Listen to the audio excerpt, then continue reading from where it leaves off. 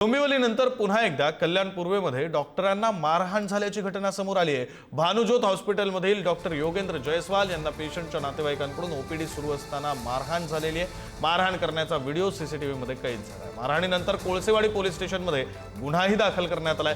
गुन्हेगारावर कठोर कारवाईची मागणी करत डॉक्टर संघटना आक्रमक झालेल्या आहेत।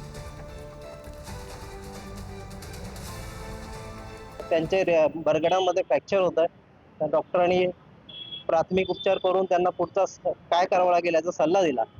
पण त्यांचा मुलगा विनीत जयवंत देशमुख हा सारखा डॉक्टरांकडे येऊन एकच प्रश्न विचारत होता की पुढे काय करायचं। तर डॉक्टरांनी 5 ते 6 वेळा समजून सांगितलं तरी तो ऐकत नव्हता। शेवटी डॉक्टर चिडून बोलले की तुला किती वेळा समजून सांगावं। तरी तो डॉक्टरांना अरेदोरेच्या भाषेत डॉक्टरांना अपमानास्पद वागणूक त्यांनी दिली। त्याच्यानंतर पुन्हा डॉक्टर आमचे शांतच राहिले। पुन्हा त्यांनी बाहेर जाऊन स्टाफला शिवीगाळ करून डॉक्टरांच्या अंगावर धावून गेला।